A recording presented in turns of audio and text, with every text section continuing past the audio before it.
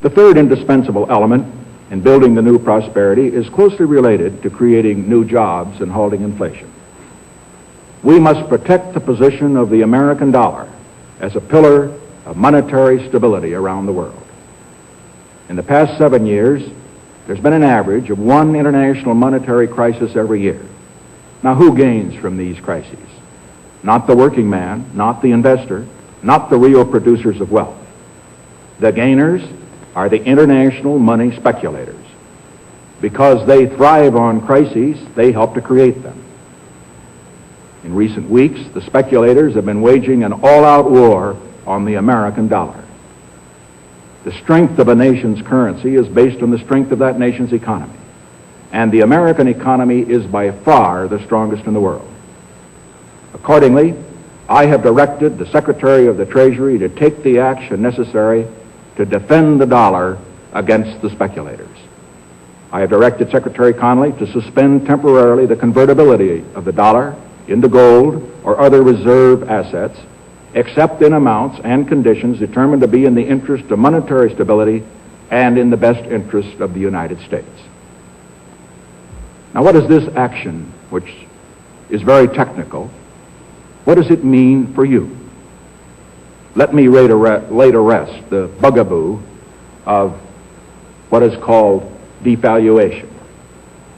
If you want to buy a foreign car or take a trip abroad, market conditions may cause your dollar to buy slightly less. But if you are among the overwhelming majority of Americans who buy American-made products in America, your dollar will be worth just as much tomorrow as it is today.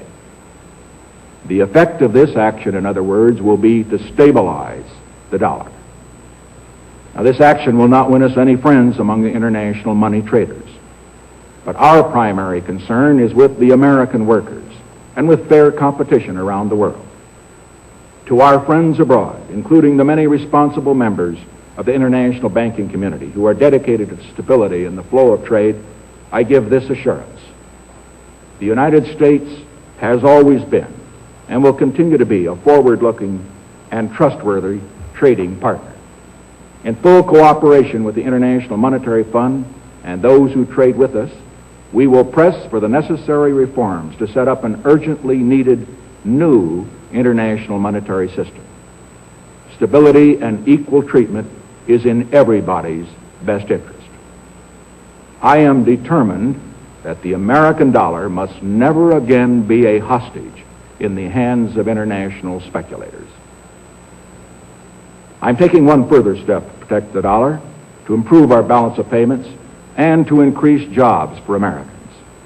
As a temporary measure, I am today imposing an additional tax of 10% on goods imported into the United States.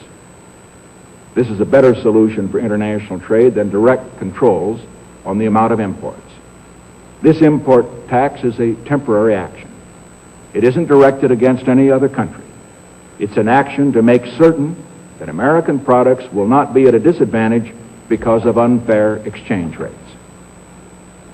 When the unfair treatment is ended, the import tax will end as well.